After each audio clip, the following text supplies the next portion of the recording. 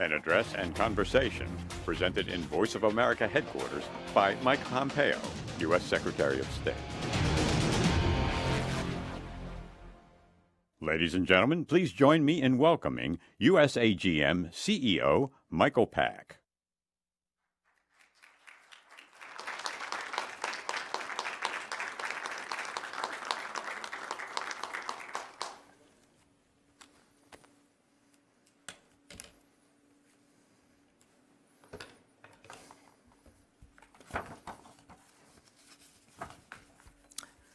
Hello, and welcome to everyone joining us live, both in person and virtually all over the world.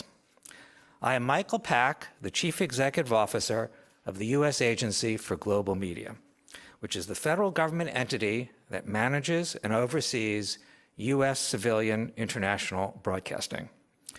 Now, unfortunately, as many of you abroad know all too well, there are regimes bent on preventing people from accessing objective news and information. To keep power, they manufacture and propagate false realities, seeking to control thought and belief and ultimately action. Let me be clear. This behavior is an affront to the universal right of freedom of expression, a right to which every single person is entitled by virtue of being a human being. America has never stood for this form of malevolence, and our nation must now confront it even more vigorously.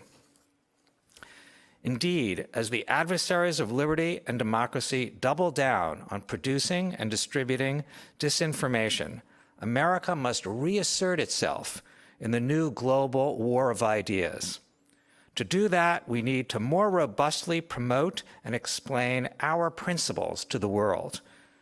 Fortunately, since 1942, we have had an excellent platform to do exactly that. That platform, of course, is Voice of America. Today, here at the headquarters of Voice of America in Washington, D.C., we are tremendously honored to host this very special event featuring the 70th U.S. Secretary of State, Michael R. Pompeo. To further introduce the Secretary, I'd like to turn the podium over to the Director of the Voice of America, Robert R. Riley. Thank you, and please enjoy the event.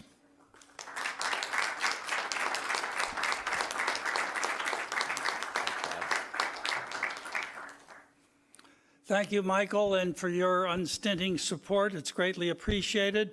Welcome, everyone. I want to begin by thanking a few people who worked so hard to make this event a success. I begin with Eduardo Kaczkowski, who's the Director of Studio and Production Operations here at VOA, and his very hardworking team who, under the added difficulties of the COVID restrictions, worked so hard to get this job done.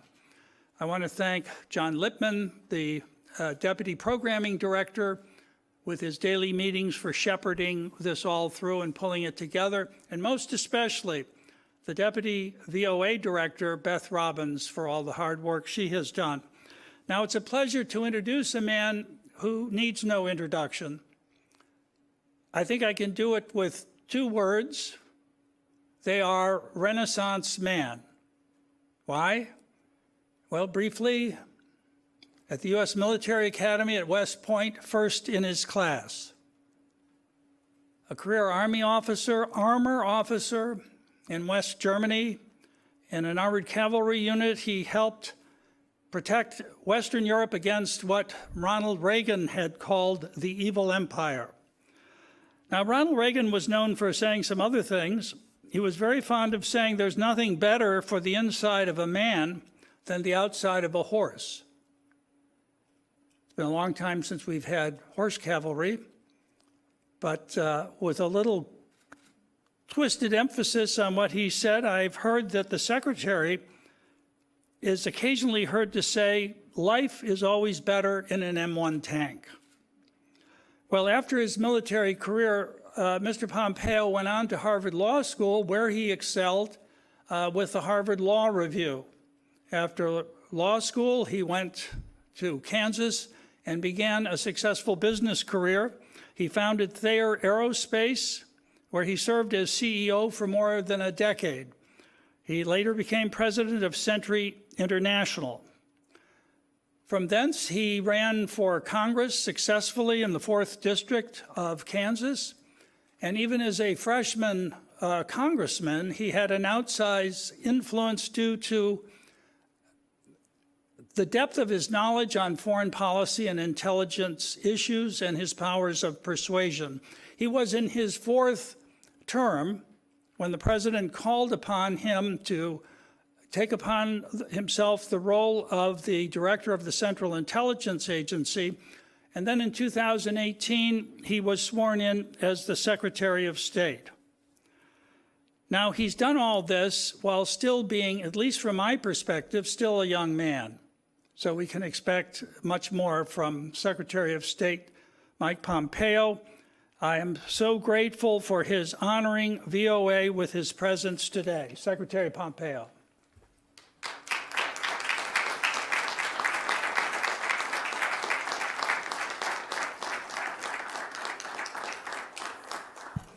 Thank you. Good afternoon, everyone.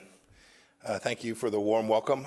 Michael, thanks for your leadership of this incredibly important institution. And Bob, congratulations on returning to the helm of VOA. I am truly happy to be here. I'm honored to have been requested. And it's always fun to be with a fellow tanker, too. I want to acknowledge the other network chiefs who is with us today. Steve Yates of Radio Free Asia. Steve, where are you at? Nice to see you.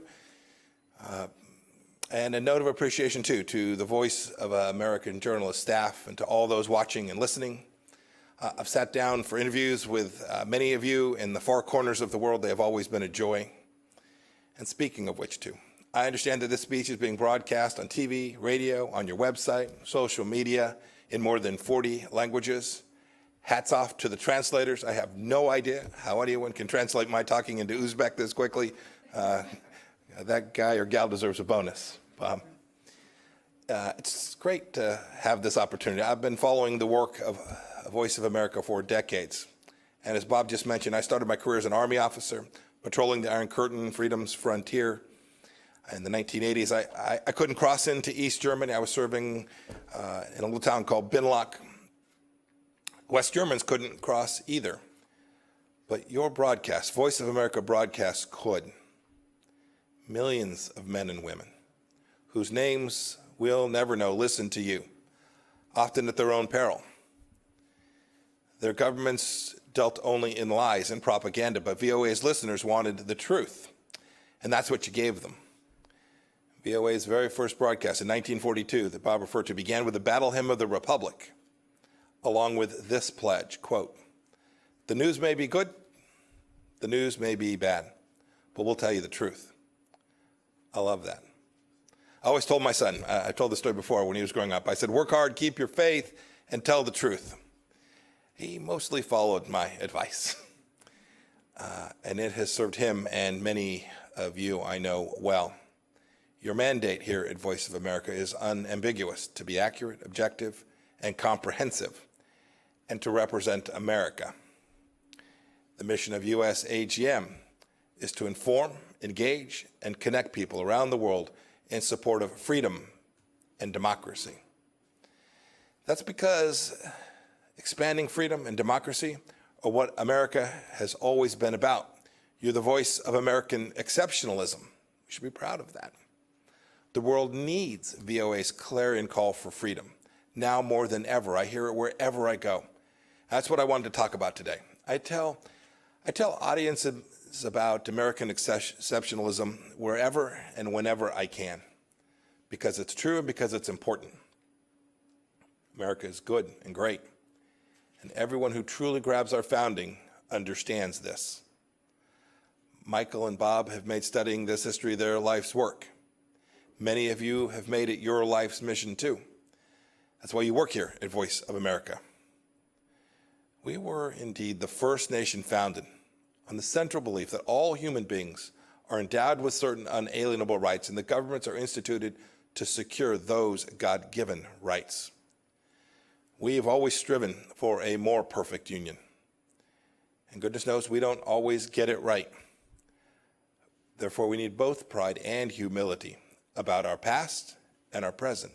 We need the truth.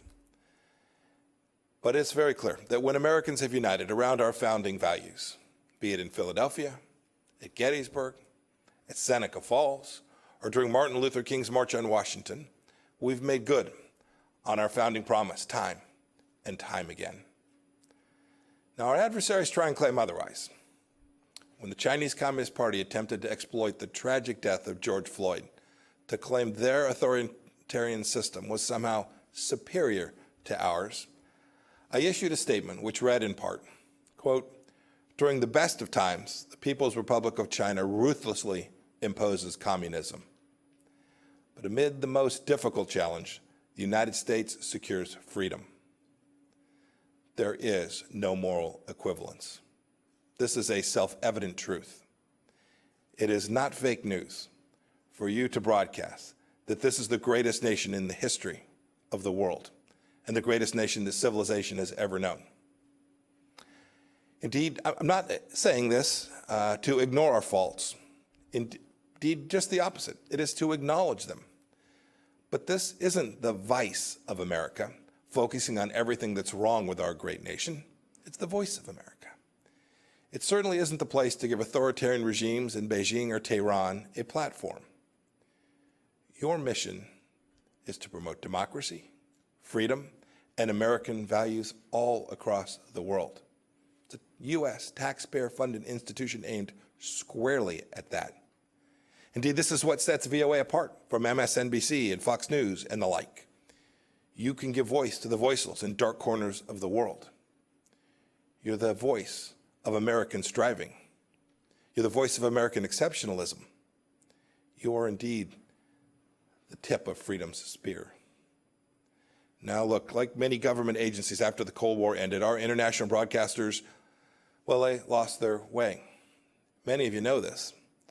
And there were, I'm sure, many reasons. The Soviet Union had collapsed, the wall had come down, names like bin Laden and Zarqawi and Baghdadi weren't widely known. In fact, many wrote that history was over. We allowed security protocols to lapse, and VOA lost its commitment to its founding mission. Its broadcasts had become less about telling the truth about America and too often about demeaning America. In 2013, one of my predecessors described the Broadcasting Board of Governors as, quote, practically defunct, end of quote. Look, that's in part why Congress created the role of CEO of the USAGM on a bipartisan basis. And it is again why I'm here today. I read that some VOA employees didn't want me to speak here today. I'm sure it was only a handful. They didn't want the voice of American diplomacy to be broadcast on the Voice of America. Think about that for just a moment. Look, we're all part of institutions with duties and responsibilities higher and bigger and more important than any one of us individually. But this kind of censorial instinct is dangerous. It's morally wrong. Indeed, it's against your statutory mandate here at VOA. Censorship, wokeness, political correctness, it all points in one direction, authoritarianism cloaked as moral righteousness. It's similar to what we're seeing at Twitter and Facebook and Apple and on too many university campuses today. It's not who we are. It's not who we are as Americans. And it's not what Voice of America should be. It's time that we simply put wokeism to sleep. And you can lead the way. You all know. That's why you came here. There's a new dawn here at Voice of America. The American public doesn't know this, but when Michael took office, some 1,500 employees, almost 40% of the workforce, had been improperly vetted, including many with high-level security clearances. VOA was rubber stamping J-1 visas for foreign nationals, including some from communist China. We shouldn't be doing that. We have plenty of Mandarin language speakers here in America, and we are building, growing, teaching, educating more committed patriots, some of Chinese American descent who are amazing people. The Trump administration team is working to fix these national security threats. We want to vet employees properly. We want to reorient VOA to its mission of truth and unbiased reporting. We want to depoliticize what takes place here. It's too important for the American people and for the world. Returning this organization to its charter and its charge to spread the message of freedom, democracy, and American exceptionalism. This isn't about politicizing these institutions. We're trying to take politics out. And that's a pretty good feature story for whoever wants to write it up. As Secretary of State, I'm telling you all of this because I want the best for the people here and for this organization, because you are vital to helping America shine light into the darkest places with the power that only America can muster.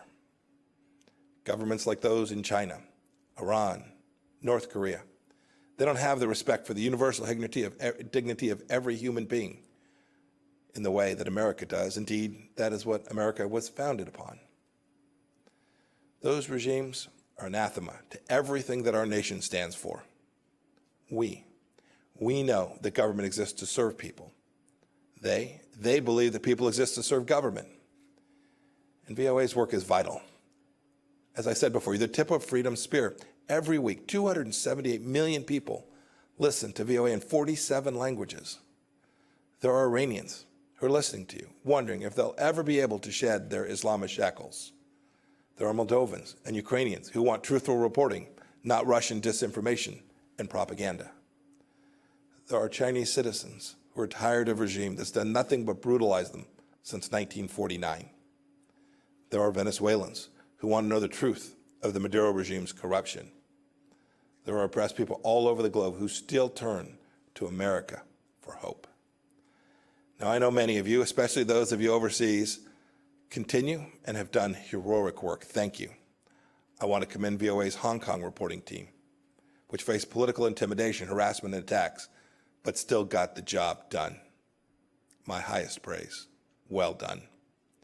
You were behind the barricades of the freedom fighters telling their stories.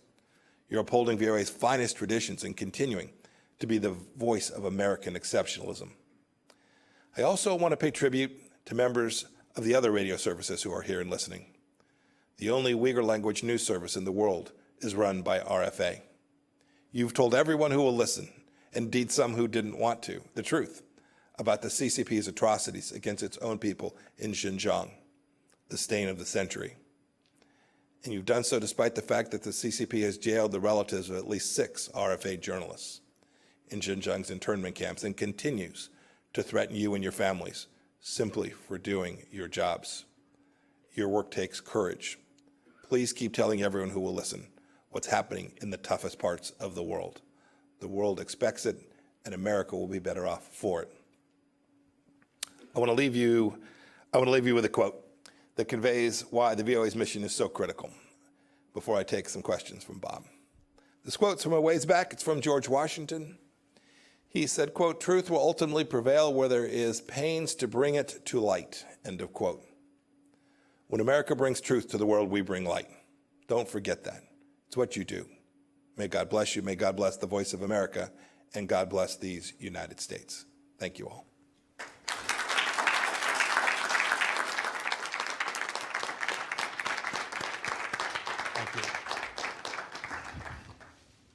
Thank you, Mr. Secretary. Some of the questions I have for you were fielded from our division directors who wanted to also have their input to get you to answer some of these. But let me begin with this one. This isn't a commercial media.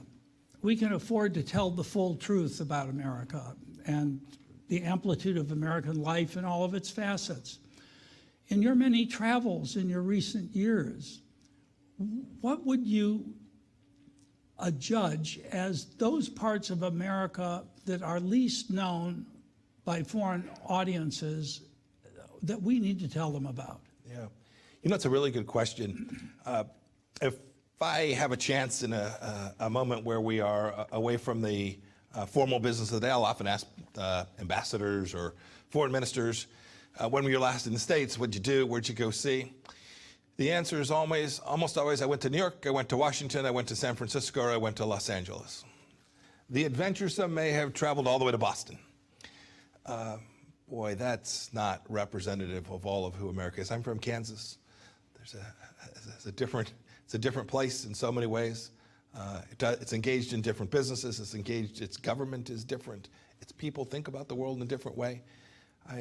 These stories from places other than the coasts are important. And that extends to rural parts of South Carolina, to Appalachia, to folks who live up in Minnesota and along our northern border along Canada. There are so many different facets of the United States that I think if you asked people around the world, they would only know this place we are here in Washington, or maybe our financial center in New York. I hope that you all get a chance to tell those other stories. And I'd add one last piece. It's not just geographic. It's not just where it is. You could find right here in Washington dozens and dozens of different stories about different pieces of the things, the institutions that make America so unique, so special. These things that our founders called the small platoons, our civic organizations, right? How many of you are members of the PTA, trying to help your kids' school be just a little bit better? How many of you participate in a church group on Wednesday evenings where you have your chili feed or you just gather? Those are important parts of American life that have made us so unique and so special, and I want people all across the world to see those things, because those institutions form bedrock of our nation, and they can help their countries too. Thank you, Mr. Secretary. You've made some very eloquent speeches about the relationship between American founding principles and U.S. foreign policy. How would you prioritize those fundamental rights, some of which you referred to in your remarks, when you, with the limited time with foreign heads of state, want to have a clear message? You've been very forthright on freedom of religion, freedom of the press, freedom of... How do you prioritize those, or is the prioritization custom made for the country you're addressing? Bob, it certainly does vary by where you are and the situation that you find that government, and frankly, the traditions of that country. The Unalienable Rights Commission, led by Professor Marion Glendon and Peter Berkowitz at the State Department, it's a great report. It's 50 pages. I'd urge you to go read it. You'll agree with some of it, some you may not. But what it tried to do was to take this human rights project from the 20th century that has just fallen away. It lost its capacity to understand the things that were contained in our founding about how human rights are formed. It had moved away even from the Universal Declaration of Human Rights. And what I wanted to do in that was to reground American foreign policy and how we thought about human rights. And I think the report captures it pretty well. Your point about religious freedom and the capacity to speak freely, two core rights that if a nation gets it wrong, it will be less secure, it will be less prosperous, its people will be less whole. And so we've spent a lot of time talking about those issues around the world. We've made progress in certain places, other places we've not, but it's important that American leaders, not only the Secretary of State, but all of us, acknowledge those shortcomings when we speak with foreign leaders and get them headed in a better direction for their people. I'm proud of the work we've done in this regard. These principles matter. Their execution and implementation is complex because foreign policy always is. There are competing priorities. But America can never walk away from those central principles and understandings. And we know the difference between rights-respecting countries and those that aren't. And we have an obligation to call each of them precisely what they are. Now, as you well know, we're at the cusp of a change in administrations. On certain foreign policy issues, there seems to have formed a bipartisan consensus. For instance, perhaps China, on both sides of the aisle, is seen as the principal challenge to the United States today. Are there others? North Korea, Venezuela, Iran? On which of these do you expect some continuity with the new administration, and where do you perhaps see what may come as the biggest changes? Look, it's an important question. Leaders always want to understand that when you make a commitment to them that it will survive. We have elections every 2 years here, federal elections. We have presidential elections every 4 years. Look, your point about the threat from the Chinese Communist Party, I think, is right. President Trump rightly identified this when he started campaigning back in 2015 as the singular threat to the centrality of Western thought in the world, the idea that we're going to have a rules-based system that respected property rights and human dignity. China is singular in the threat it poses to those things. And I do think there's a consensus there. I've worked with Democrats on many important issues in Hong Kong and issues, as I referred to the Uyghurs in Xinjiang and the atrocities taking place there. So I do hope that stays the same. I hope too, even in the Middle East, even where the previous administration had a different approach with respect to the Islamic Republic of Iran, it's not 2015. What has taken place in the Middle East in these last 4 years, whether that's the efforts we have put to constrain the theocracy, the kleptocrats in charge in Iran, the work we have done with the Abraham Accords, the work that we've done to recognize the fundamental understandings of Israel as a nation that has a right to exist, and its capital is in Jerusalem. It is the home of the Jewish people there. Those are things that I believe will be lasting, because I think the people of those nations want them to last, and I hope that the next administration will continue to build on them in a way that continues to build out peace and prosperity among all the nations in the Middle East.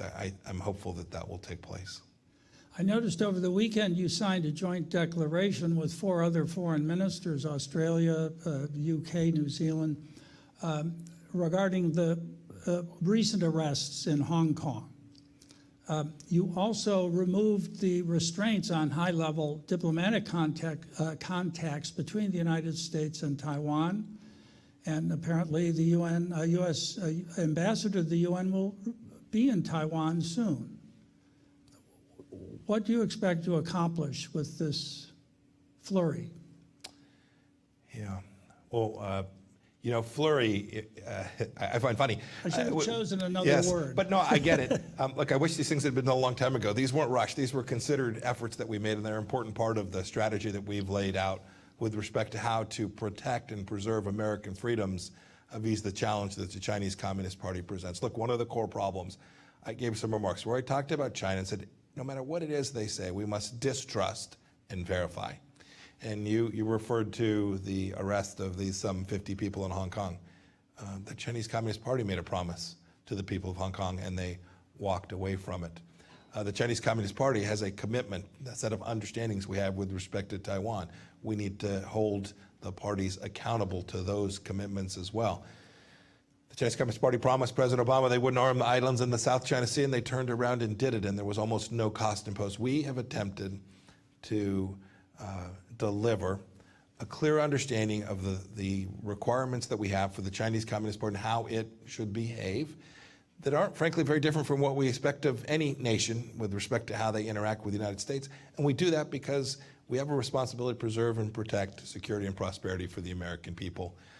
Our policy with respect to the Chinese Communist Party has furthered that, and this will be a long challenge.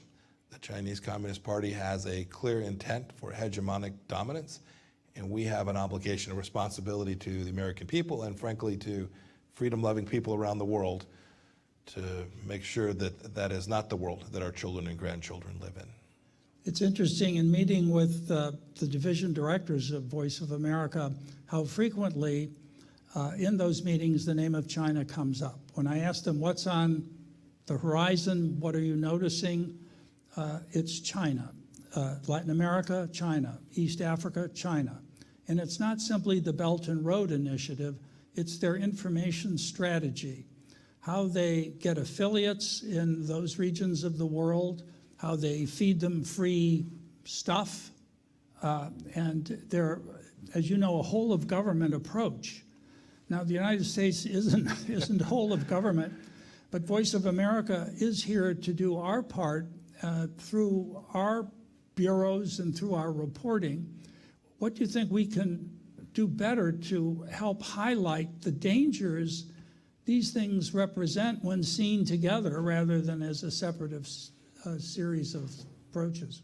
Well, this challenge is, in fact, comprehensive. Our administration began by working on the economic side of this. Right? The president placed tariffs on Chinese goods. He's tried to stop intellectual property theft, denying tens of millions of jobs in the United States of America because they would steal our information, take it back to China, build it, and then dump it here in the United States. It's information. You talked about that. This is ongoing. Take the issue of the Wuhan virus. It has now, I understand the Chinese Communist Party is now going to permit the World Health Organization to go in and find out where this all began. but it took months and months of effort to do that. We are now more than a year on. We still don't have access to important information about how the virus began. It's important for health and safety and to make sure that something like this doesn't come out of China again. Your team can report these things, report these facts. Your point about it being a global phenomenon. I have a bureau. I have a China desk. I have a East Asia Pacific bureau. We have an Indo-Pacific strategy. But every one of my ambassadors and chiefs of mission understands that China presents a challenge in their country, wherever they may be, in Africa, in Latin America, in Southeast Asia for sure.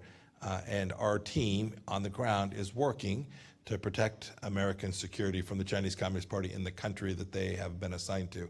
I hope your reporters, no matter where they find themselves, if they are in South Africa or in Morocco or wherever they are, observes the activities of the Chinese Communist Party inside of their country and how it impacts the people of those countries as well. If I may ask a last question, this one more related to Russia. The United States seems to be shrinking its footprint in Africa, so is France. Russia is increasing its. Is this the result of a judgment on the part of the United States that disorder on the African continent is less of a problem or less of a threat to our interests, or how would you?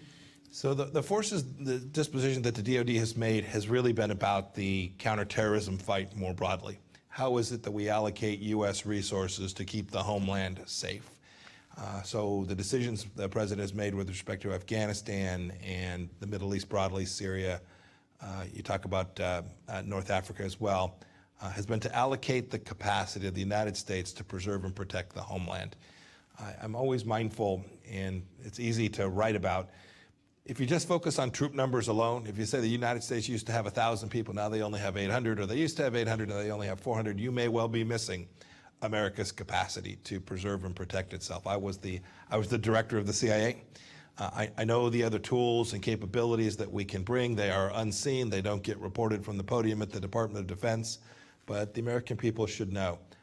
President Trump has been unambiguous about getting it right, making sure we put fewer of our young men and women in harm's way, but never giving up the responsibility we have to ensure that terrorism, or at least the risk that a terror act takes place and hurts Americans, whether they're here in the United States or elsewhere in the world as well. Great. Mr. Secretary, I can't thank you enough for gracing us with your presence today. It was very kind of you to make the trip, and it's deeply appreciated by me and by everyone else here. Please join me in a round of applause. Thank you all very much. Thank you. Let's just say. Thank you, my friend. Thank you.